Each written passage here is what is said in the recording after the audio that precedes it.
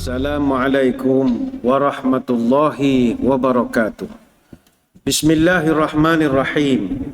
Alhamdulillahi hamdan katsiran tayyiban mubarakan fihi kama yanbaghi li jalali wajhika wa li'azimi sultanik. Allahumma salli ala sayyidina Muhammadin abdika wa rasulika nabiyil ummi wa ala alihi wa sahbihi wa sallim. Nawaitu ta'alluma wa ta'lim wa tazakkura wa tazkir wa naf'a wal intifa' wal ifadah wal istifadah wal hasa ala tamassuki bi kitabillah wa sunnati rasulih wa du'a ilal huda wa dalalah alal khair ibtigha'a wajhillah wa mardatihi wa qurbihi wa sawabihi lillahi ta'ala. Subhanal malikil qudus. Allahumma inna na'udzu biridhaka min sakhatika wa bimu'afatika min 'uqubatika wa na'udzubika minka la nuhsi sanana 'alaika anta kama asnaita 'ala nafsik. Allahumma innaka 'afuwun tuhibbul 'afwa fa'fu 'anna. Yang diraihkan para pegawai dan juga para sukarelawan Masjid Negeri Sultan Ahmad I Kuantan. Seterusnya yang diraihkan juga para pecinta ilmu, para puasawan, para pemburu Lailatul Qadar, tuan-tuan guru, para alim ulama, para habaib. Tak dilupakan para penonton kita yang sedang melayari secara atas talian.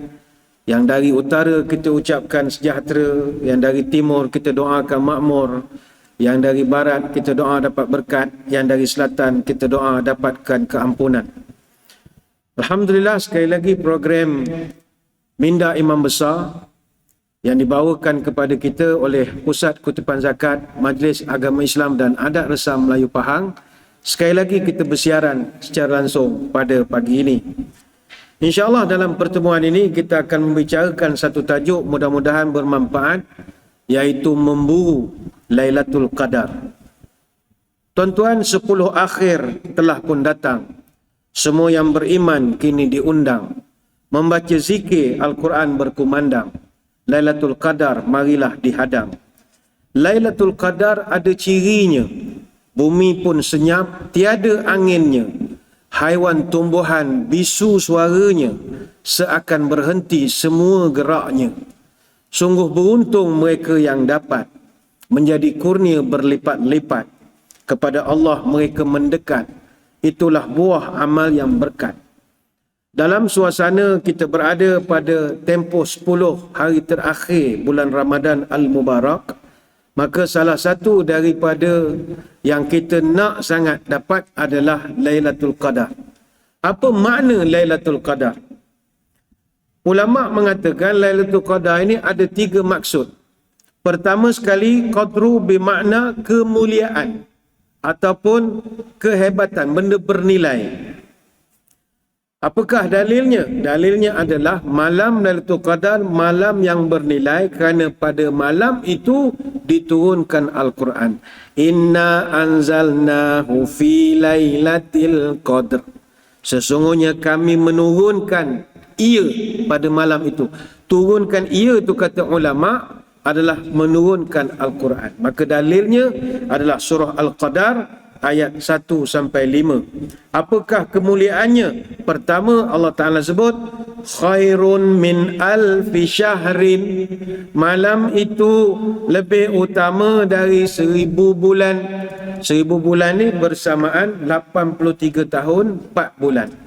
Maknanya kata para ulama, siapa jumpa dengan malam Lailatul Qadar, dia ibadat malam itu, contoh dia semayang, seolah-olah dia semayang selama 83 tahun 4 bulan tanpa henti, seolah-olah begitulah.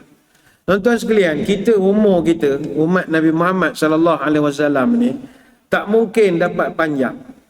Sebab Allah Taala ciptakan manusia ikut umur nabi masing-masing. Nabi Adam berapa umurnya? 1000 tahun. Nabi Idris 865 tahun. Nabi Nuh 950 tahun. Nabi Hud 464 tahun. Nabi Ibrahim 200 tahun. Nabi Ismail 137 tahun. Nabi Ishaq 180 tahun. Nabi Yaqub 137 tahun. Nabi Yusuf 110 tahun. Nabi Ayub 93 tahun. Nabi Musa 120 tahun. Nabi Harun 122 tahun. Nabi Daud 100 tahun. Nabi Isa Al-Masih 33 tahun sebelum diangkat. Masa dia di bumi umurnya 33 tahun dan masih ada lagi. Dan berapa umur Nabi kita? Nabi kita umurnya 63 tahun. Maknanya umat Nabi kita umurnya memang tara itulah. Sehingga Nabi sebut a'maru ummati ma baina sittina ila sab'ina wa aqalluhum man yajuzu dhalika. Umur umat aku hanya berputar sekitar 60 sampai 70 tahun sahaja. Amat sedikit yang dapat lebih pada itu, kata Nabi. Wa aqalluhum, sikit sangat yang dapat lebih pada 70 tahun. Kita tak nafi, memang sekarang sebab kualiti hidup makin bagus, orang kita concern tentang kesihatan. Sekarang dah ada orang yang cecah super centenarian, ada umur super centenarian, boleh hidup sampai 110 tahun. Dan ada juga orang yang dapat semi super centenarian, hidup sampai 105 tahun.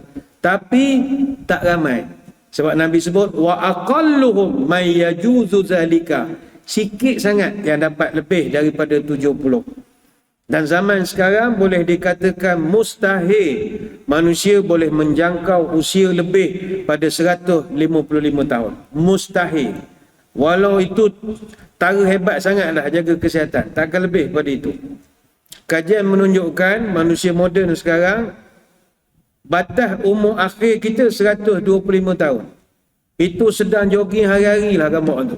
Hari-hari jogging, tonggek-tonggek kayu basikal, peteluk cepedak, tak makan nasi, tak ngeteh, tak merokok, tak benda langsung. Buka minum air kosong, jaga betul. Paling jauh dia pergi 125 tahun. Itu pun kalau tak nyusah ke orang, umur 125 tahun. Jadi tak payahlah panjang sangat. Biasa-biasa sudah 60 sampai 70 itu cantik lah. Kalau lebih daripada tu dia jadi nyusah ke ramai pihak. Kalau lebih sangat daripada itu. Yang penting tuan-tuan sekalian, bila Nabi sebut amalan lebih pada 83 tahun kena rebut. Sebab life expectancy di Malaysia sangat rendah. Di Malaysia, life expectancy kita laki-laki purata 73.2 tahun. Perempuan 77.6 tahun. Ini yang kualiti lah. Lebih pada tu dia dah jadi nyusah ke orang. Maknanya total life expectancy di Malaysia 75.3 tahun. Kita duduk ranking ke-71 dalam world life expectancy. Tapi yang kita sebut umur 73 tahun, 77 tahun, ini umur total. Bukan umur ibadat. Kalau umur ibadat, starting umur berapa? Ada orang start pencen baru start ibadat je. Ada orang dikira start daripada dia sekolah menengah. Ada orang start daripada darjah 6. Tapi konsistennya belasan tahun. Maknanya berapa masa je kita ibadat kepada Allah? Tak banyak. Baik tu orang pernah buat kajian. Seumur hidup kita, berapa lama kita sembah Allah? Kita semayang sehari 17 rakaat. Kalau 2 minit per rakaat, darab 17 rakaat, kita baru semayang 34 minit. Maknanya dalam sehari semalam, kita sembah Allah, cecahkan dari atas lantai 34 minit sehari. Out of 24 hours. 34 minit. Mana dalam seminggu, kalau kita kira, seminggu ada 7 hari. Semayang kita, sehari kita semayang 34 minit. Maknanya dalam seminggu, kita hanya semayang 238 minit sahaja seminggu. Sebulan ada 4 minggu. Maka 238 minit seminggu, darab 4 minggu bersamaan 952 minit sebulan. Mari kita kira dalam setahun. 952 minit dalam sebulan kita sembahyang, darab 12 bersamaan 11,424 minit. Kita tukarkan kepada mod jam. Maknanya 190.4 jam setahun kita semayang. Tukar kepada mod hari.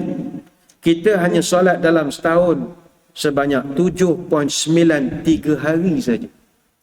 Andaikan umur kita 60 tahun, tolaklah 10 tahun. Huru-hara tolak 10 tahun tinggal 50. Maka hak 190.4 jam kita solat dalam setahun, darab 50 bersamaan 9,520 jam. Dan 9,520 jam itu hanyalah bersamaan 396.7 hari saja. Maknanya umur kita 60, kita sujud pada Allah tak sampai setahun. Masa lain buat apa? Kajian menunjukkan manusia ni kalau daripada kecil sampai umur dia 75 tahun, dia telah habiskan masa selama 26 tahun untuk tidur saja. Nisbah 8 jam untuk sekali tidur dan 3 tahun untuk bergolek nak tidur. Nak tidur tu dia berguling dulu. Guling itu kira-kira 3 tahun. Tak campur tidur di masjid, tak campur lagi. Angguk masa mengaji, kira 30 tahun umurnya kerja tidur. Dan manusia menghabiskan 8 tahun 4 bulan untuk menengok TV saja. Dengan nisbah menonton TV selama 2.8 jam sehari. Dan manusia juga habiskan 3 tahun untuk menengok telefon saja. Dengan nisbah 32 jam sebulan kita online. Dan manusia mengambil 4 tahun 6 bulan untuk aktiviti makan dan minum saja. Dengan nisbah 67 minit sehari kita makan. Ataupun adalah kajian dia buat, kita habiskan 235 hari untuk beratur saja. Tak campur beratur bazar Ramadan SOP ni, tak beratur, tak campur itu. 115 hari untuk ketawa saja. 136 hari saja untuk seorang wanita bersiap dan bersolek. Bayangkanlah, dia bersiap dengan bersolek 136 hari. Dan orang lelaki hanya mengambil 46 hari saja untuk bersiap. Itu start pada umur dia kecil sampai umur 75 tahun. Ringkas sangat cara bersiap. Saya bawakan data-data ini nak menunjukkan bila Allah Ta'ala mengatakan bahawa amalan malam tu menyamai 1000 bulan, rebutlah. Sebab kita ni nama saja umur meningkat, ibadat kita tidak banyak sebenarnya. Tak banyak. Jadi ini yang pertama. Kemuliaan Lailatul Qadar adalah malam itu bernilai 1000 bulan. Yang kedua, kata Allah Ta'ala dalam ayat yang sama, tanazzalul malaikah, mulianya malam itu kerana malaikat turun ke bumi. Apa kerjanya? Dia mengucapkan salam. Dalam setengah riwayat menyebut dia bersalam pula dengan manusia. Dia malaikat, dia tak ada SOP, dia boleh salam dengan orang, dia tak ada salah. Kita tak boleh mana-mana. Dia boleh datang berjabat tangan dengan kita. Ya Allah Ta'ala menyambung lagi. Salamun hiya hatta matla'il fajr. Malam itu dia jadi sejahtera sampailah terbit matahari. Jadi ini makna Lailatul Qadar yang pertama adalah malam kemuliaan. Dan kemuliaannya itu ada berapa? Ada 3 berdasarkan surah Al-Qadar ayat 1 sampai 5. Selesai. Maksud yang kedua, Lailatul Qadar kata ulama adalah malam ketentuan. The night of decree. Malam Allah menentukan urusan pentadbiran alam ini. Annual General Meeting AGM. Lailatul Qadar adalah malam Allah membahagikan tugasan. Bersurat Agung. Dalilnya adalah surah Ad-Dukhan ayat yang keempat. Fiha yufraku kullu amrin hakim. Pada malam yang berkat itu dijelaskan kepada malaikat tiap-tiap perkara yang mengandungi hikmah serta benda yang akan berlaku. Maka kata ulama tafsir, pada malam Lailatul Qadar Allah menyerahkan 4 buah daftar urusan pentadbiran alam kepada chief malaikat, 4 malaikat ketua. Daftar rahmat dan juga azab diberikan kepada Jibril alaihissalam. Daftar tumbuh-tumbuhan dan juga rezeki diberikan kepada Mikail. Daftar senarai hujan, angin dan bencana diberikan kepada Israfil. Dan rekod daftar ajal daripada Ramadan ke Ramadan diberikan kepada malaikat maut. Kita panggil malaikat maut. Jadi semua ini diserahkan pada malam Lailatul Qadar. Selesai. Sebab itu kalau malam itu tuan-tuan jumpa dengan Lailatul Qadar, kalau berdoa Kebetulan masa tu tengah perbincangan takdir kita, dengan doa kita boleh ubah takdir itu. Itu tujuannya. Katalah Allah serahkan. Jibril, Mamat ni tahun ni dia kena COVID-21, bukan COVID-19, COVID-21 dia kena lepas ni. Sebab dia dah pernah kena COVID-19, lepas tu dia kena pula COVID-20, lepas ni dia kena COVID-21 pula. Tulis kat tu, kenakan pada dia. Betulan malam tu kita doa pula. Allahumma inna na'udzubika minal baras wal junun wal juzam min syai'il asqam. Ya Allah, jauhkan aku pada gila, jadi sopok, jadi kena berjangkit. Kebetulan masa tu tengah bersorak agung. Jadi malaikat Jibril kata, ya Allah, orang ni doa minta pula tak kena penyakit. Lagu mana? Ubahlah. Dia dah minta ubah. Mudah-mudahan begitu lah. Jadi perempuan pun malam Lailatul Qadar doakan takdir kita biar dapat diubah. Mungkin Allah Ta'ala telah takdirkan suami perempuan kahwin seorang lagi tahun depan. Mungkin telah ditakdirkan pada Lailatul Qadar. Jadi doa, ya Allah, jadikanlah dia setia pada aku, jadikanlah dia cinta pada aku seumur hidup, ya Allah. Tak jadi kahwin, itu dia tukarkan pada malam. Itu kena cari Lailatul Qadar ni. Takut suami pula doa pula lagi Lailatul Qadar lagi. Jangan kau makbulkan doa dia, ya Allah. Jangan kau terima segala doa dia, ya Allah. Ni macam-macam lah ya. Itu maksud Lailatul Qadar yang kedua, malam penentuan takdir.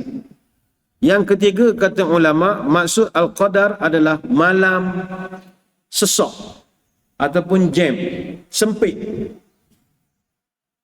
Kenapa malam tu dikatakan sesak?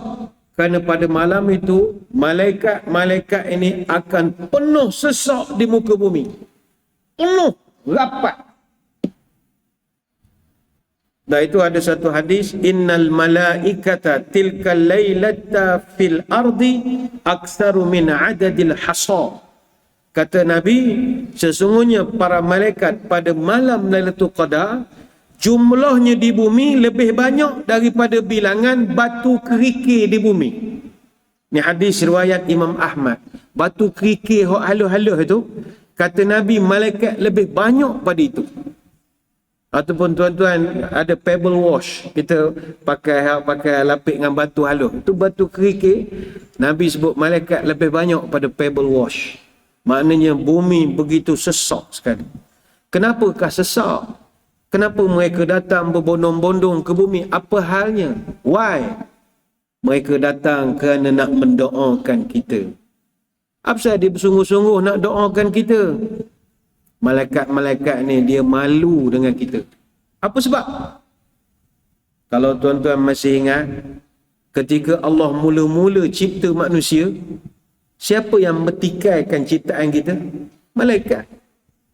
Dia pertikaikan. Kenapa nak cipta manusia? Buat benda cipta manusia ni, ya Allah, mengarut ya. Buang masa.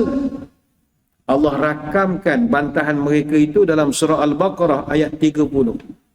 Wa idh qala rabbuka lil malaikati inni ja'ilun fil ardi khalifah. Ingatlah ketika Tuhanmu nak menciptakan khalifah di muka bumi. Apa respon para malaikat? Qalu ataj'alu fiha may yufsidu fiha wa yasfiku dima'. Wahai Tuhan, kenapa perlu Engkau jadikan manusia sebagai khalifah di muka bumi, sedangkan mereka akan buat rosak bumi ini? Mereka juga saling menumpahkan darah. Sedangkan nahnu nusabbihu bihamdika wa nuqaddisu lak.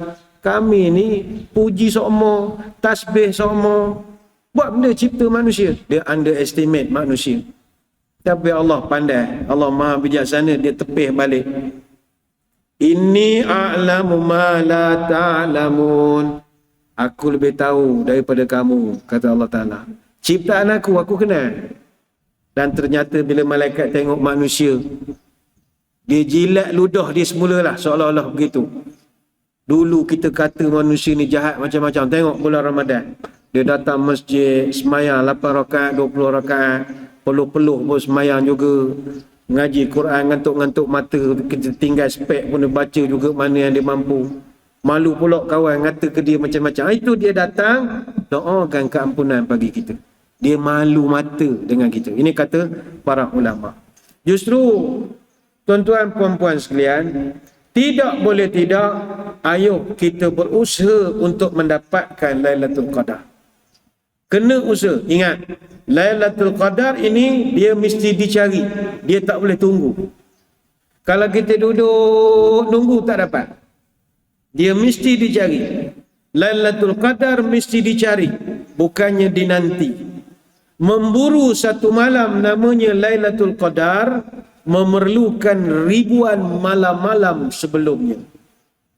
Ia bagaikan atlet 100 meter yang berlari beribu-ribu kilometer dalam tempoh beribu-ribu jam sebagai persediaan untuk menghadapi hari perlumbaan yang hanya mengambil masa tidak sampai 1 minit dalam jarak 100 meter.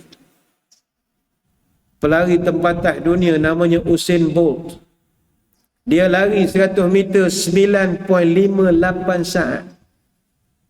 Adakah dia dapat kelajuan itu kerana menonong-nonong dia dapat? Tak.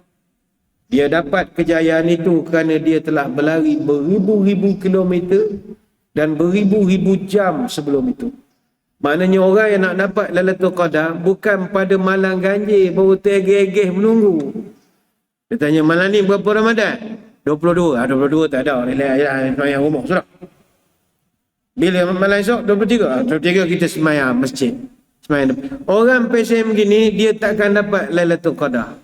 Yang dia dapat Laila anak Tok Qadar dia dapat. Sebab dia main betting kita tak boleh. Nak dapat Lailatul Qadar memerlukan bermalam-malam yang lain baru boleh dapat satu malam itu. Dan Nabi pula dalam hadis menyebut cari, burulah Lailatul Qadar, bukan tunggu. Dalam hadis disebut iltamisuha, carilah. Iltamisuha fil ashril awakhir min Ramadan Lailatul Qadri fi tasi'atin tabqa fi sabi'atin tabqa fi khamisatin tabqa.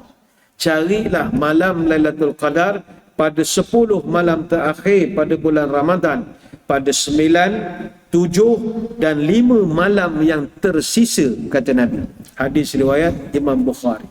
Mesti cari. Sama juga hadis kata Ibnu Umar, man kana mutaharriyaha.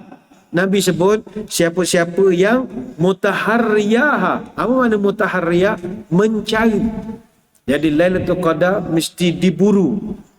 Maka siapa yang mencarinya, kata Nabi, fal yataharraha fi lailati 27. Carilah ia pada malam 27 Ramadan. Hadis riwayat Imam Ahmad. Jadi pada malam 27 Ramadan nanti, Masjid Negeri pun kita ada lewatkan sikit kita punya sembahyang tarawih supaya malam tu puan-puan boleh iktikaf panjang sikit. Jadi untuk malam 27 nanti kita tak ada nak lorat-lorat. Satu malam je lah buat kita dalam musim SOP ni. Cuma kita minta kebenaran khas malam Lailatul Qadar. Malam 27. Kita tidaklah kata 27 tu wajib Lailatul Qadar. Tapi sebab Nabi suruh cari malam 27. Jadi malam 27 tuan-tuan puan-puan datang semayang Masjid Negeri, semayang tarawih. Malam tu kita bertarawih, kita berilek-rilek saja bacaan kita. Tidak tepat sangat pukul 10 kita berhenti, anjak-anjak sikit.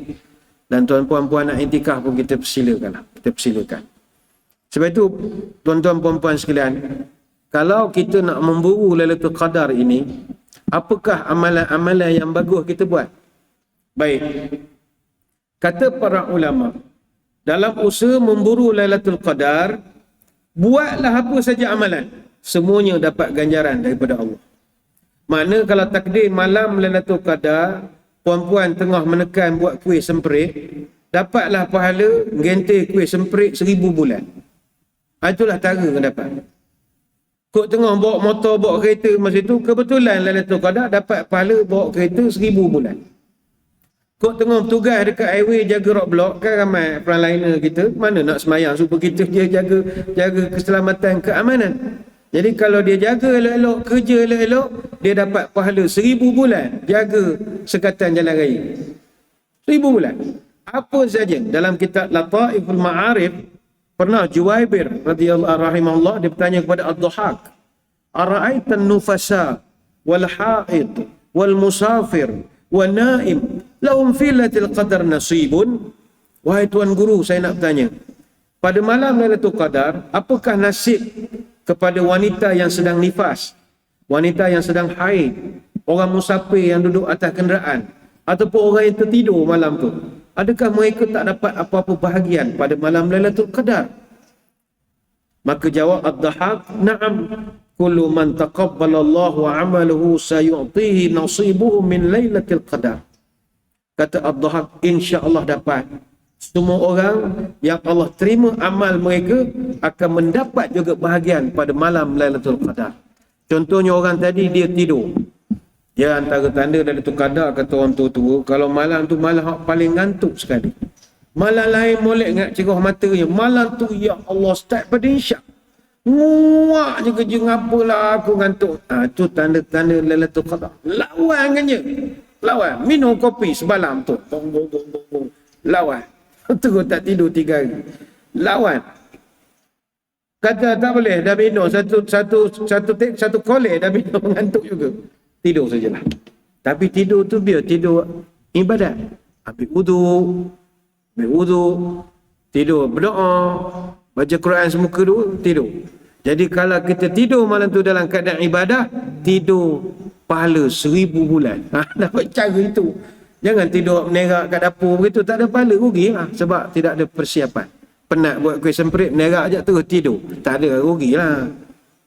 Ataupun bagi kaum ibu yang tidak dapat beribadat, tak boleh sembahyang, tak boleh baca Quran apa semua, apa juga amal soleh. Melayan kehendak anak-anak misalnya. Nak makan spaghetti malam ni, buat spaghetti. Niatkanlah, ya Allah aku masak spaghetti. Ini je apa ada aku boleh buat malam ni. Dapat pahala masak spaghetti 1000 bulan. Atau layan suami molek-molek, abang nak minum air, ada nak makan manis-manis lepas tarawih benda. Macam layan saya, ni je lah amalan saya boleh buat malam ni. Kau dapat 1000 bulan, dapat. Kata ulama, boleh.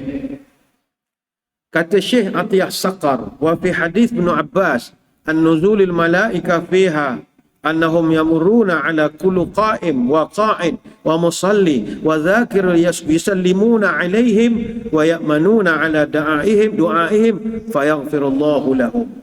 Kata Syekh Atiyah Saqar, ulama besar di Al-Azhar, dalam hadis Ibnu Abbas berkenaan turunnya malaikat, maka mereka akan tetap melalui orang-orang yang qiyam, orang yang sembahyang malam, orang yang duduk, orang yang solat biasa, termasuklah orang yang berzikir. Maknanya dilalu semua orang, dan para malaikat akan berdoa dan akan mohon ampun untuk mereka. Jadi apa saja amalan boleh dibuat, walau bagaimanapun. Ya kan, kalau cakap begini ramai lah lega, tak payah lagi masjid di rumah sudahlah. Disebabkan malam ni malam istimewa, kita elok, kata para ulama, buat amalan yang istimewa juga, lain dari kebiasaan, supaya malaikat yang datang kagum. Wow, jarang Mamat ni begini. Dia begitu, nak begitu. Maknanya, sembahyang isyak. Hari-hari sembahyang isyak, benda kau pelik ni. Dok boh, dia sembahyang tasbih. Tasbih? Wah, aku rasa 20 tahun dulu dia sembahyang tasbih. Kita nak kekaguman malaikat itu. Wah, malam ni dia ngaji Taranum. Biasa sumbang, malam ni sedap. Sedap apa dia baca. Memang aku nak pergi tengok. Kita nak itu. Ada satu nilai tambah, value added, yang menarik perhatian malaikat rahmat. Itu kita nak. Tapi cara yang paling mudah, kata ulama, buatlah amal ibadat yang Nabi buat. Sebab apa juga amalan yang Nabi buat, dia ada barakah. Ada barakah.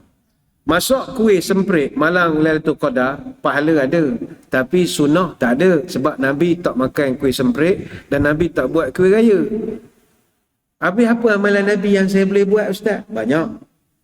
Kita dalam kesempatan ni, kita cerita ringkas saja. Satu perkara yang orang nak pemburu Lailatul Qadar tak boleh tinggal adalah iktikaf. Ni tak boleh tinggal. Tak ada kompromi. Iktikaf kena buat. Cuma kita suasana pandemik ini ada sedikit susah. Sebab sepatutnya iktikaf ini kena mula pada waktu subuh lagi. Dan tak boleh putus.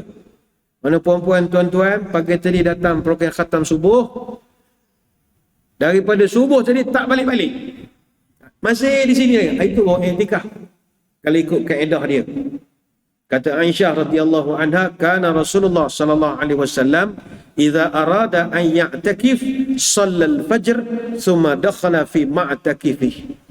Kata Aisyah adalah baginda Nabi bila nak beriktikaf, dia akan mulakan dengan sembahyang subuh. Selepas sembahyang subuh, dia terus duduk di tempat iktikaf dia. Mana tak balik ke rumah dah. Jadi yang ni kita tak ada nak buat lah, tak ada. Tapi masjid kita tak ada masalah. Kalau perempuan esok, tuan-tuan pun habis sembahyang subuh, nak duduk, tak ada masalah. Jangan bawa katil, baring, bawa macam rumah sendiri pula. Tak boleh lah. Duduk cara masjid lah. Duduk cara masjid. Siap bawa TV, baring, bawa, tak boleh. Cara masjid lah. Iktikaf sampai subuh. Dan Nabi SAW, dia memang tidak meninggalkan iktikaf.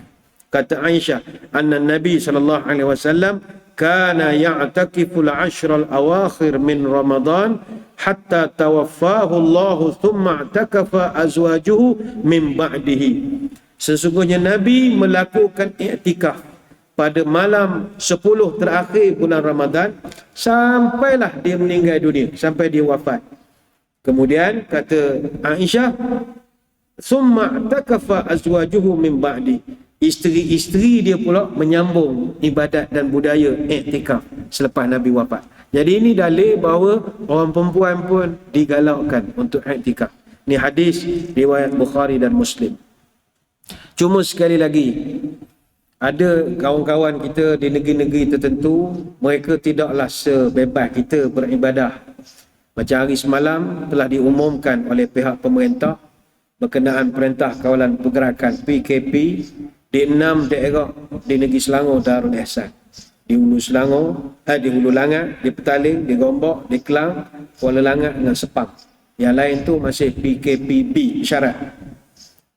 Dia kena mula start daripada 6 hari bulan, hari esok, sampailah 17 Mei. Maknanya daripada 24 Ramadan esok sampai 5 Syawal.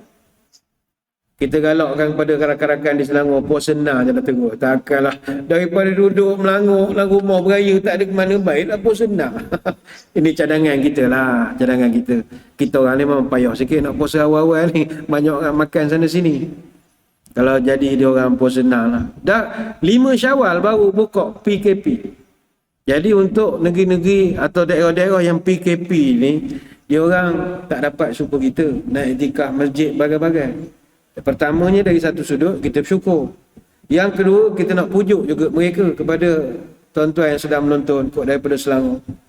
Jangan kita rasa sakit, cewa apa pun jangan. Sehingga ada yang kata-kata payahlah PKP ni. Zaman PKP ni banyak dah bagus dah. Ada e-commerce, e-bazar, e-borang, e-delivery. Yang tak ada imarah masjid, tak ada, dia kata. Apa masalah kami nak imarah? Ini ulil amri. Ini pertimbangan yang dibuat oleh pihak berkuasa. Mereka tengok ada mudarat ataupun tidak.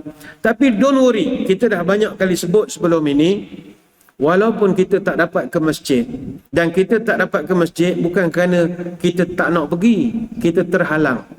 Maka kita dah pernah sebut sebelum ini, Allah Ta'ala atas belas ihsannya telah menugaskan ada malaikat yang tugasnya menulis amal-amal soleh yang biasa kita lakukan sebelum musibah. Macam tuan-tuan puan-puan biasa ibadat on regular basis. Contoh hari biasa datang masjid, ataupun Ramadan tiap-tiap tahun tadarus Quran.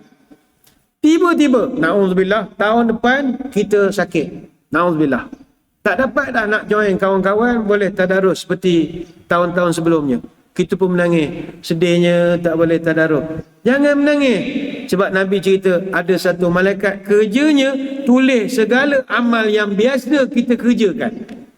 Dengan syarat amal itu adalah amalan yang istiqamah.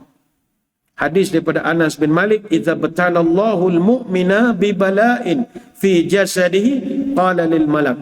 Apabila Allah uji seorang yang mukmin itu dengan sesuatu bencana pada tubuhnya, lantas Allah akan menulis, menyuruh pada malaikat untuk menulis, "Uktub lahu salihah amalihi alladhi kana ya'malu fa in syafahu ghasalahu." Wahai malaikat, tuliskan lagi amalan yang dia biasa lakukan sebelum datang musibah itu.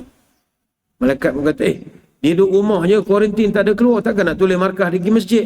Tuliskan. Sebab dia memang orang masjid sebelum ini. Tetap pahala tu jalan. Jadi, tuan-tuan jangan pelik nanti di padang mahsyar, bila dibentangkan amalan kita, kita heran. Encik malaikat, kenapa tarikh Ramadan 1442, 24 Ramadan, saya ada markah pergi Qiyamulail. Saya ada markah pergi tadarus Quran di masjid. Saya duduk di Puchong Batu 13. Kena kuarantin, PKP, tak boleh keluar rumah 2 minggu. Macam mana saya ditulis pergi masjid pula dah? Demo tak kena bareng. Bukan cakap Kelantan, dok, ni contoh. Ini kelebihan untuk orang yang diuji dengan musibah. Sebab Tuan Haji sebelum musibah pandemik, rajin pergi masjid. Jadi malaikat masih tulis lagi amalan yang pakcik lakukan itu. Jadi don't worry, be happy. Baca Quran banyak-banyak. Kuarantin, Quran tak. Baca Quran banyak-banyak. Jadi beriktikaflah kita.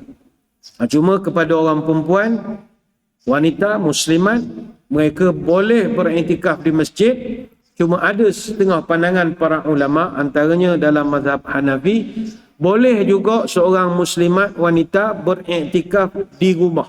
Boleh. Dengan catatan tempat yang dia buat iktikaf di rumah itu adalah tempat khusus.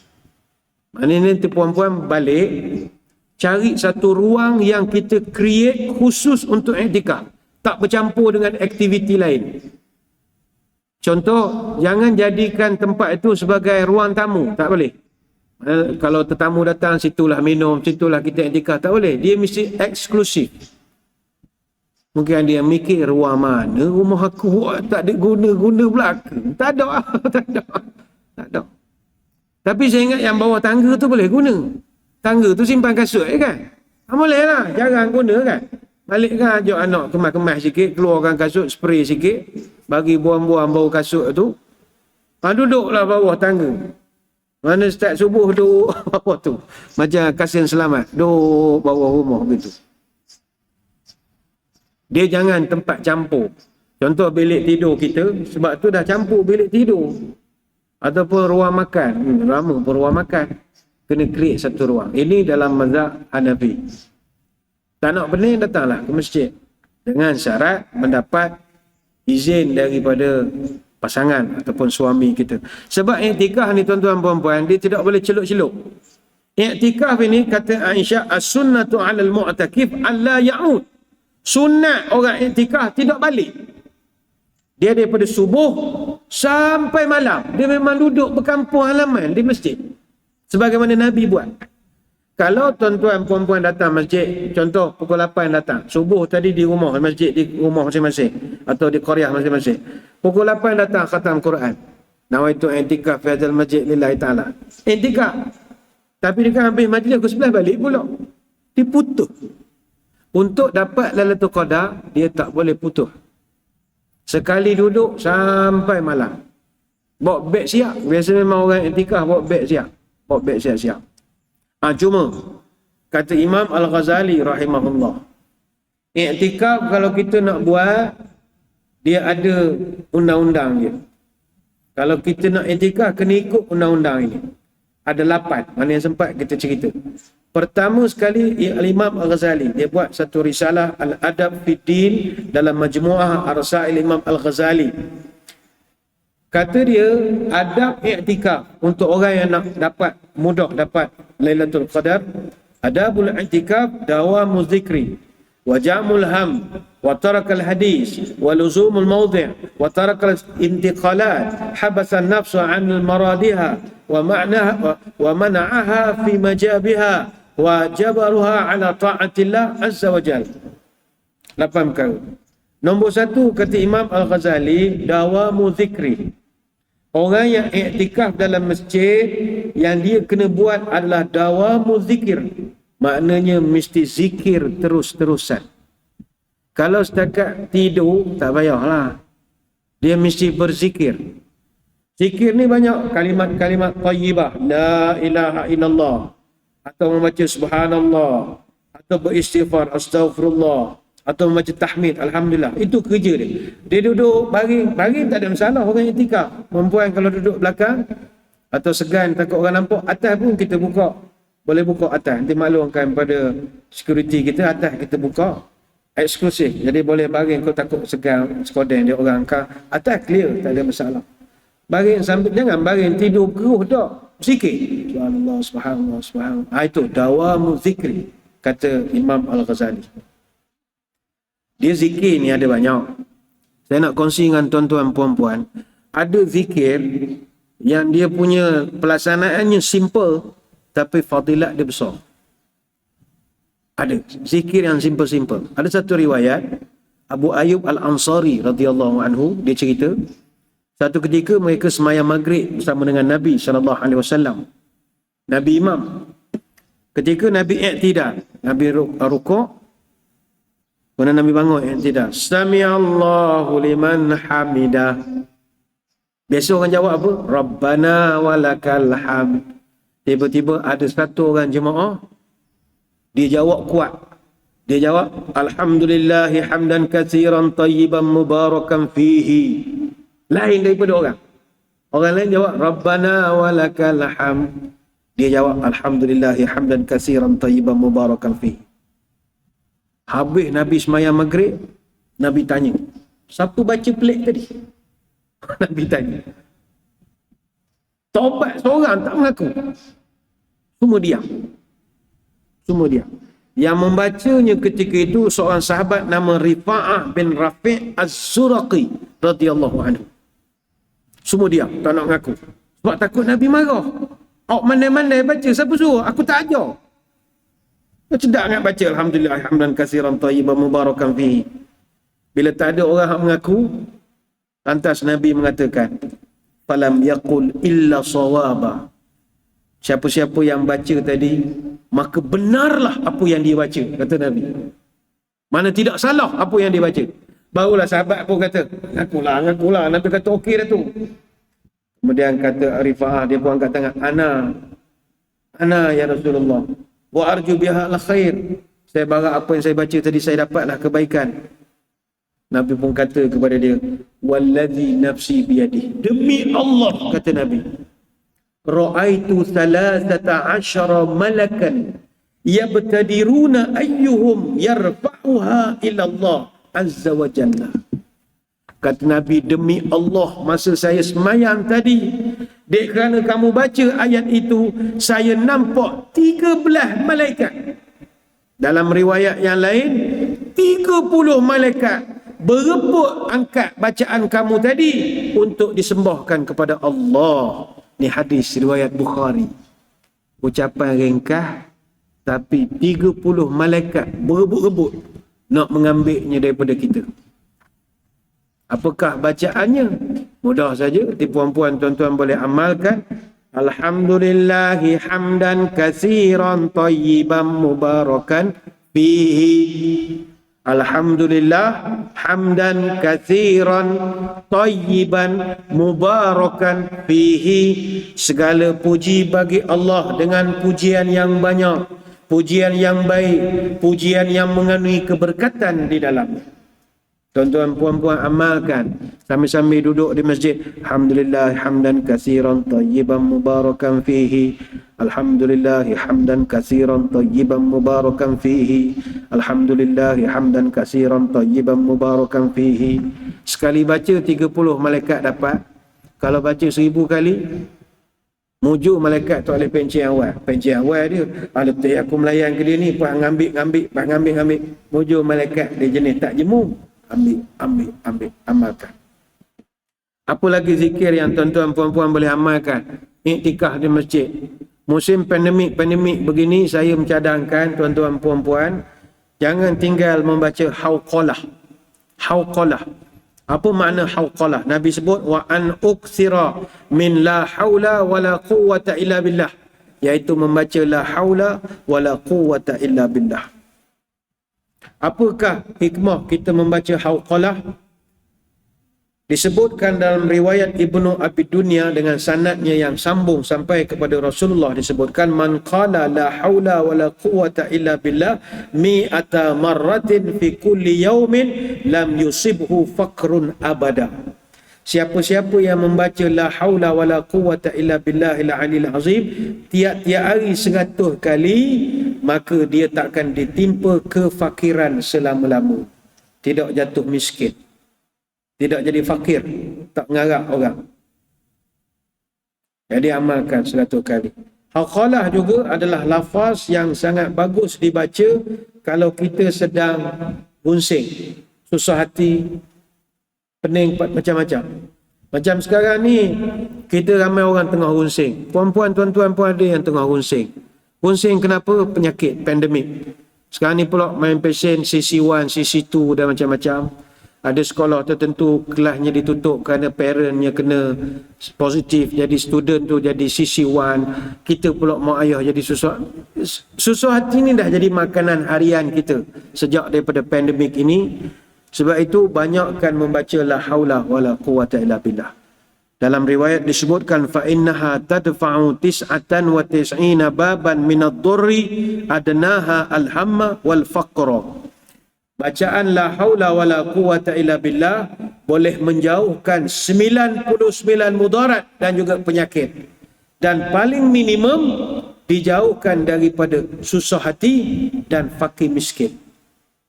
Tuan-tuan, penyakit susah hati adalah penyakit yang paling parah sekarang. Mungkin orang dia tak ada kencing manis, dia tak ada 3 serangkai, tapi dia ada penyakit kebimbangan. Penyakit kebimbangan ni dah jadi penyakit. Negara kita sambut Hari Kesihatan Mental Sedunia tiap-tiap tahun, bulan 10. Tahun lepas kita buat, ada satu kajian dikeluarkan oleh Tinjauan Kebangsaan Kesihatan dan Morbidity. Dia buat kajian pasal kesihatan rakyat di Malaysia. Didapati hampir 1/2 juta rakyat di Malaysia ada simptom tekanan ataupun depression. Orang depression ni ramai. Orang yang sakit jiwa. Dalam majlis kita ni ada orang sakit jiwa. Ada. Orang sakit jiwa kita tak kenal. Dulu kita anggap orang sakit jiwa ni pakai comok, rambut tak turun, janggut panjang, kuku hitam, duduk bawah jam, menara jam masjid negeri. Tak. Sekarang ni orang sakit jiwa, semat-semat. Jemaah masjid pun ada. Sekarang ni dia panggil masalah anxiety disorder.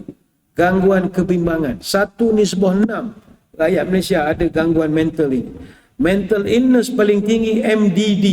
Major Depressive Disorder. Kemurungan besar. Bimbang tak tentu arah. Bagaimana lah raya ni? Tak balik dah anak aku. Siapa nak ni? Raya ke mana aku? Semayang ke mana? Dia bimbang tak tentu arah. Sabar. Sabar itu subur. Enggak sabar masuk kubur. Jangan bimbang tak tentu arah. Banyakkan baca la haula wala quwwata illa billah. Kalau puan-puan tuan-tuan kita bimbang tinggi sangat, kita takut kita dapat penyakit fizikal. Secara automatik, orang yang ada masalah mental, automatik dia dapat penyakit fizikal. Sebab tu kalau kita tengok, 48% orang yang masalah kebimbangan yang teruk ni, mesti dia mengidap minimum satu penyakit kronik. Satu mesti ada penyakit kronik. 59% pesakit kemurungan akan ada masalah bawah pinggang. 47% pesakit kemurungan akan ada masalah kanser. Bayangkanlah. Jadi jangan bimbang luar biasa sangat. Banyakkan kita ni berzikir la haula wala quwwata illa billah. Bila anak beritahu, mak rasanya aku tak balik dah raya ni, tahun lepas tak balik, tahun ni tak balik. Mak janganlah marah, mak. La haula wala quwwata illa billah. Baca la haula wala quwwata illa billah. Amalkan. Ada orang dia bimbang dari segi kesihatan, bimbang anak tak balik, bimbang anak beraya kat mana. Raya pun tak ada mood dah. Ada orang bimbang pendapatan terjejah. Bayangkanlah rakan-rakan kita yang meniaga baru ni di Rauk, buat expo perniagaan di Rauk. Tiba-tiba bandar Rauk isytihar PKPD. Bayangkan meniaga modal tak balik lalu. Tepuk dahi. Kalau musang king tu dah tak ada king, tinggal musang je dah. Siapa? Tak boleh meniaga. Tak boleh dah. Barang dah beli. Susah hati, bimbang, takut. Pada mereka juga kita nasihat, bacalah la haula wala quwwata illa billah. La haula wala quwwata illa billah. Kita cerita pasal stresnya. Kami di masjid ni ada 2-3 jemaah kami yang OKU, orang kelainan upaya. Mereka ni cacat pendengaran, cacat pendengaran dengan pertuturan. Tak boleh mendengar, tak boleh cakap. Rupanya orang tak boleh mendengar, tak boleh cakap. Selama ni dia communicate dengan kita, dia tengok kita punya bibir. Percakapan mulut kita ni, dia boleh mengagak apakah bahasa atau benda yang kita nak communicate dengan mereka. Pakcik, duduk sini sikit. Dia nampak mulut. Dia boleh teka lah. Tak adalah, tepat. Mana suruh duduk sini sikit. Dia faham. Tapi sejak daripada kita ni dah setahun pakai mask, pakai topeng, mereka rasa dunia sunyi sangat. Sebab dia tak tahu kita cakap apa. Sebab dia tak ada ilmu cakap dengan mata. Kalau dia cakap dengan mata, selesailah communicate dengan kita. Jadi itu dia murung sekarang. Dia buat sekretari atau doktor-doktor yang sakit jiwa, dia orang pun cerita ramai OKU datang mengadu, dia orang rasa dunia semakin sunyi sekarang. Sebab dia dah tak nampak apa yang kita cakap. Kita pun communicate yang non-verbal, senyum, mana tahu dah sekarang. Tadi gambar 2-3 orang. Senyum apa tak nampak.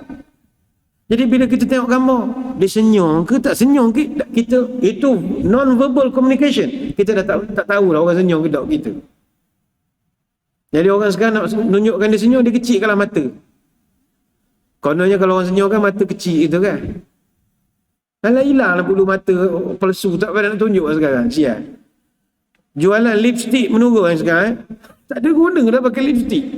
Buat merah ke emas, buat apa? Buka emas, merah, emas gitu. Bacalah la haula wala quwwata illa billah. Dia bimbang ni benda besar. Saya nak ada satu analogi ya. Diceritakan satu riwayat, dinisbahkan riwayat ni kepada Sayyidina Ali radhiyallahu anhu. Orang tanya kepada Ali, "Wahai Ali, apakah makhluk yang paling gagah sekali dalam dunia?" Kata Ali, "Makhluk paling gagah gunung." Gunung gagah. Dalam dunia ni gunung paling tinggi Gunung Everest. Berapa orang kalangan tuan-tuan pernah naik Gunung Everest? Tak pernah. Bukit Pelindung pun tak lepas. Benda gagah ni payah nak ditakluki. Jadi yang paling gagah adalah gunung. Orang tanya Ali lagi, apa yang lebih gagah pada gunung? Ada, besi. Berapa pula besi gagah? Besi, kalau berdoza tu, segagah-gagah bukit, sodok dia tumbang. Di Mekah tu dulu berapa banyak bukit, bukit batu. Sebelum jadi Hotel Hilton sekarang, Jabal Omar tu semua kan bukit dulu tu. Hotel Mekah, dah tak ada dah, dulu bukit belakang dia. Sodok dia, JCB, berdoza, habis. Besi kuat, kata Sayyidina Ali. Apa yang lebih kuat pada besi? Yang lebih kuat pada besi api. Apa sebab? Api, dia boleh cairkan besi. Kalau kita pakai oxy-acetylene welding itu, dia boleh cairkan besi. Dengan suhu 3,500 darjah Celsius, dia boleh cairkan. Sebab besi cair pada suhu 1,500. Orang tanya pada Ali, ada tak lebih gagah pada air? Daripada api? Ada. Apa dia? Air. Gagah-gagah api, siram sebaldi air, senyap api. Tinggal asak. Ada tak lebih gagah pada air? Ada. Apakah dia? Awan yang membawa air itu sendiri. Sebab itu awan kalau terlampau tebal, kapal terbang pun takut. Pilot, tuan-tuan kan selalu naik kapal terbang, hak kita bergegar terangkat-angkat cawan oren tu apa hal? Langgar awan tu. Meninggal dah. Oh, tengok radio tu, tukar siaran, dengar Qurannya. Mati dengar Quran lah aku ni kan, mudah-mudahan. Bau langgar awannya tu. Lepas tu pilot, kalau awan tebal, dia sesok perut lah. Awan ni kan ada jenis-jenis, cumulus, nimbus. Kita tahu ambil gambar je lah. Oh, lawanya awan, macam salji. Apa yang ambil? Kita tak tahu awan tu, pilot nak mengelak ke awan tu berapa kelajuan dia lari. Kejap ke atas, kejap ke bawah. Pergi kanan, Allah tebal, langgar je lah. Go. Kita akan mengalami sedikit gangguan kerana sila duduk dia jangan di air panas tak dapat disediakan. Terima kasih. Go. Awan gagah, kata Zainal Ali. Apa yang lebih gagah daripada awan? Kata Sayyidina Ali, angin yang menolak awan tu pula lagi gagah. Angin mana ada orang boleh melawan. Semasa jerebu asap daripada Riau yang ditiup ke tempat kita, yang bawanya angin. Panjanglah orang tu tanya, apa lagi yang paling gagah daripada angin? Jawab, matahari. Apa yang lebih gagah pada matahari? Manusia. Apa yang lebih gagah pada manusia, wahai Tuan? Kata Ali, yang lebih gagah daripada manusia adalah mengantuk. Mengantuk ni benda gagah. Kita kalau dah mengantuk, asal buat gagah. Sado macam mana pun badan, dan mengantuk, buruk mata, tak boleh lah. Tidur aku share baru makan ubat semua dia kawan. Kawan tadi makan setek atau benda ubat, tak boleh. Tutup mata hanyut. Yang paling gagah pada seorang manusia adalah mengantuk. Mengantuk ni dia gagah. Banyak orang kalau bawa kereta dan dia mengantuk, berdoa je lah. Berhenti jap minum kopi. Rasa 3 cawan dah dia minum. Jenis ngisap rokok, rasa kat separuh bungkus dah dia ngisap rokok. Ngantuk juga. Anyuk. Dia panggil micro sleep. Dia rasa dia tak tidur, sebenarnya dia tidur. Anyuk. Allah. Allah. Berhenti je lah. Berhenti je. Jangan. Ngantuk ni dia gagah. Orang tanya Ali, ada tak lebih gagah daripada mengantuk? Ada. Apakah dia? Susah hati. Susah hati membunuh mengantuk. Puan-puan boleh tidur kalau susah hati. Mengantuk macam mana tak boleh tidur. Walaupun malam tadi tak tidur. Contohlah kita daripada malam tadi, bukanlah menunjuk baik tak, pukul 3 bangun, main tahajud apa semua, tak tidur ni. Pukul 4 siapkan sahur keluarga, tak tidur lagi ni. Lepas tu pukul 5 lebih sikit dengan suami pergi masjid main subuh, imam apa semua, etikah sekejap, balik pukul 7 main duha lebih kurang, balik rumah sekejap, tak tidur.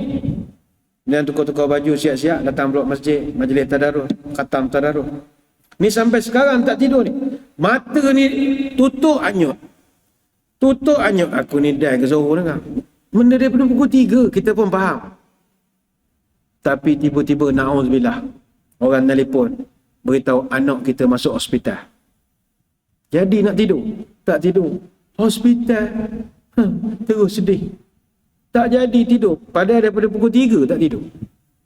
Itulah dia, susah hati membunuh segala gagah-gagah yang lain. Sebab itu jangan pandang kecil kepada masalah susah hati. Habis macam mana Ustaz? Susah hati kalau ada, banyakkan membaca la haula wala quwwata illa billah. Ini Nabi ajar. Membaca hauqalah. Kita laju-laju sajalah ya. Jadi yang pertama, hendaklah iktikaf dalam keadaan berzikir banyak. Yang kedua, kata Imam Al-Ghazali, adab iktikaf wa jam'al ham, mesti penuh konsentrasi, tidak sibuk ke benda lain. Maksudnya iktikaf aja. Jangan bawa laptop masa ni lah buat kerja dekat masjidnya, siap ke tesis. Ada orang buat PhD, dia buatnya tesisnya dia sambil iktikaf. Tak boleh. Dia mesti konsentrate dengan amalan yang khusus. Bukan tak boleh buat tesis, boleh. Tapi tumpukan kepada ritual ibadah. Atau orang main telefon, bukan tak boleh main telefon. Tumpukan dulu. Sebab Lailatul Qadar bukan hari-hari. Kalau dapat, 1000 bulan tu, kenalah sungguh sikit. Yang ketiga, wa tarakal hadis. Ini payah. Kata Imam Ghazali, ada orang i'tikaf jangan cakap banyak. Duduk diam. Kalau nak cakap boleh zikir. Itu saja. Man kana yu'minu billah wa yaumil akhir falyaqul khaira aw liyasmut. Nabi pun pesan, siapa yang percaya ada Allah, percaya ada hari kiamat, 2 saja dia kena buat. Pertama, cakap yang baik-baik, mana zikir, ataupun diam. Jadi duduk i'tikaf jangan cakap apatah lagi membawang, tak dibenarkan.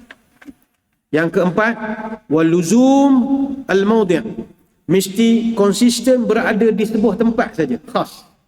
Mana kalau tuan-puan nak i'tikaf di masjid negeri, boleh cari ruang kita, ambil kursi putih ni orang wakaf, ambil, letakkan, jadikan tu tempat kita. Macam biasa orang buat di Mekah kan. Dia siap bawa kursi, bawa termos air, kurma sebekas, dia jadi rumah dia buat. Itu i'tikaf. Itu tempat dia. Orang kita panggil cuk. Cuk pun cuk lah. Kita cuk lah situ. Kita letakkan semua. Ya, tak payah letak frame gambar suami. Tak perlulah. Mana kita duduk ontok-ontok, kata orang kampung. Mana jangan kejap tiang situ. Hamut pula dah panas sini. Cari tiang sana pula. Orang lalu lalang pula mandang kaku. Belakang sikit. Takutkan belakang-belakang lah balik pula dia. Sebab kita ni setan mengganggu lagi. Setan yang kena rantai itu setan grade 52 ke atas je. Setan kumpulan pengurusan dan profesional. Kumpulan sokongan punya setan masih ada lagi. Grade 27, grade 32, grade 19 ada lagi. Jadi dia bisik, baliklah kau. Dia duduk masjid Amun. Balik kita nanti. Jadi Imam Ghazali kata duduk setempat saja. Jangan banyak-banyak bergerak. Yang kelima, watarakal tangqalat. Jangan mundur mandi. Samalah. Jangan pindah-pindah, jangan mundur mandi. Kejap sana, kejap kemari, jangan. Tumpukan di satu lokasi saja. Sebaik-baiknya kalau tuan-tuan perempuan nak solat, cari tempat yang boleh beri ketenangan. Jangan cari tempat yang orang ramai lalu. Ataupun kalau nak intikaf sampai petang, kita ada pelajar kafar. Jangan cari tempat budak kafar. Memang tak khusyuk semayang yang kau cari tempat tu ngapa? Memang pot dia tu daripada awal semester lagi. Tak boleh nak nyalah ke dia. Cari tempat yang kita rasa tak dia ganggu sangat. Dan sunat ukurnya semayang bila tempat beramai ni pakai sutrah. Apa manusia? Nanti kita minta kita punya tangan keluarkan. Kita ada orang bagi wakaf sutrah. Sutrah ni penghalang tempat semayang. Sunat ukurnya. Kita semayang, letak penghalang di depan kita. Dapat pahala lebih. Macam semayang, sekarang kan kita semayang, ikut dek kita je orang lalu lalang. Letakkan satu sutrah, maknanya kita nak beritahu kepada orang ramai, this is my territory. Jangan you masuk sini.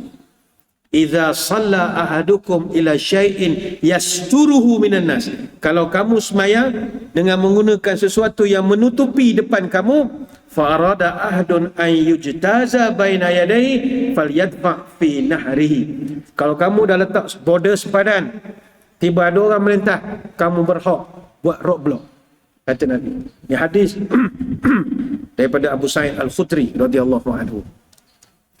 Dan kita i'tikaf ini hendaklah ibadat tu tenang. Jangan tergesa-gesa, jangan. Bainama nahnu nusalli ma'an nabi itsami'a jalabata rijalin. Kata Qatadah, kami pernah semayang dalam masjid dengan Nabi, tiba-tiba dengar suara orang macam kelang-kabut bising bangun. Falamma shalla qala ma sya'nukum. Habis semayang Nabi pusing belakang tanya, "Amda hak bising bangun sangat ni? Wah kelang-kabut saja ni." Qalu sta'jalna ila salati. Kami tergesa-gesa nak kejar semayang tadi ya Rasulullah. Nak mentang jadah lagi, nak macam-macam benda, nak betul ke baju lipat macam-macam benda. Oh tu hara sikit. Minta maaf lah ya Rasul. Kata Nabi, fala taf'alu. Mu jangan buat begitu lagi. Idza ataitumus salata fa'alaikum bis sakinah. Kalau mu semayang masjid, tenang-tenang kata Nabi. Relax. Tenang-tenang, jangan bertendang-tendang. Fama adraktum fasallu wa ma fatakum faatimmu. Mana-mana rakaat yang kamu dapat tunaikan, tunaikan. Mana yang terhilang, sempurnakan kemudian. Hadis riwayat Imam Bukhari. Yang keenam, wajabatun nafsu 'ani maradiha, menahan keinginan nafsu. Maknanya masa i'tikaf, tahanlah nafsu kita daripada kehendak yang macam-macam. Maknanya berbuka ni dululah. Buka ni kan nak masak apalah ya. Rasanya masak nasi kerabu sedap juga. Mana pula nak beli ya. Tengah iktikaf fikir benda begitu. Jangan. Ni iktikaf dulu pasal makan. Beritahu pada keluarga anak-anak, awak dah besar-besar, pandailah mencari. Mak ni umur masih ni lah nak mencari bekal. Awak petangkan pandai-pandai lah datang buka masjid. Sudah, masjid negeri buat makan. 500 bungkus hari-hari sendiri. Datang ambil. Dengan kita pun buka sekali sini. Tak payahlah. Terasa pula makan aiskrim. La ilaha illallah. Jangan dilayan sangat. Bisikan. Dia nak ganggu kita. Kemudian yang ketujuh, kata Imam Ghazali, wa mana'a fi mahabiha. Dan tahan diri daripada cenderung mengekor pula nafsu itu. Tadi menahan ingat, ni menahan mengekor nafsu itu. Dan yang terakhir kata Imam Al-Ghazali, wajabaruha ala ta'atillah azza wa jalla. Dalam masjid, naklah kita berusaha untuk tanamkan sifat sentiasa taat sahaja kepada Allah. Jangan lakukan perkara-perkara yang dilarang. Sebenarnya banyak nak diterangkan, tapi masa kita tak mengizinkan. Kita sama-samalah berdoa kepada Allah. Moga bagilah sekali peluang dapat kita merasa Lailatul Qadar dalam umur kita sekarang ini. Takdirlah kita malam 23 ini atau malam 24, malam ganjil lah 25, 27. Tuan-tuan puan-puan dapat, bersyukurlah kepada Allah. Kalau tiap malam tunggu rasa tak dapat lagi, 27 ni datang. InsyaAllah tak ada arah 27 adalah Lailatul Qadar. Tapi mungkin malam 21, kita pun tak tahu. Tapi kalau saya sebut malam 21 kan ada yang kecewa tu, tak jadi semayang malam. Ustaz, aku datang masjid sebut malam 21, apa? Ni sebersalah kita nak cakap. Tapi datang sajalah masjid. Tak kira 21 ke 23 ke, sebab dalam bab Lailatul Qadar ini, we do the best, let God do the rest. Kita buat saja yang terbaik, rizaknya kita serahkan kepada Allah. Sebab Allah tidak ukur kepada usaha, kepada hasil kita, tapi effort kita, usaha kita, yang itu Allah nilaikan. Sekadar itu kita tutup pertemuan kita dengan sedikit doa. Moga majlis kita diberkati ilahi. A'udzubillahi minasyaitonirrajim. Bismillahirrahmanirrahim. Allahumma salli wa sallim ala sayyidina Muhammadin salatan tukhrijuna biha min zulumatil wahmi. Allahumma in kana rizqina fis samai fa anzilhu wa in kana fil ardi fa akhrijhu wa in kana mu'siran fayassirhu wa in kana haraman fatahhirhu wa in kana ba'idan faqarribhu bihaqqi duhaika wa bahaika wa jamalika wa quwwatika wa qudratika atina ma ataita ibadika salihin. Ya Allah, kalau rezeki kami masih di langit, turunkanlah. Kalau di bumi, keluarkanlah. Kalau susah, permudahkanlah. Kalau haram, sucikanlah. Kalau jauh, dekatkanlah. Berkat waktu duhamu, berkat kecantikanmu, keindahanmu, kekuatanmu, kekuasaanmu, limpahkanlah kepada kami segala yang telah engkau limpahkan kepada hamba-hambamu yang soleh. Subhanakallahumma wa bihamdika nashhadu an la ilaha illa anta nastaghfiruka wa natubu ilaik. Wa sallallahu ala sayyidina Muhammadin wa ala alihi wa sahbihi wa baraka wasallam. Walhamdulillahi rabbil alamin. Sekadar itu ingat, tingkatkan ibadah, kurangkan juadah, banyakkan bersedekah. Wabillahi taufiq wal hidayah. Wassalamualaikum warahmatullahi wabarakatuh. Wallahu a'lam.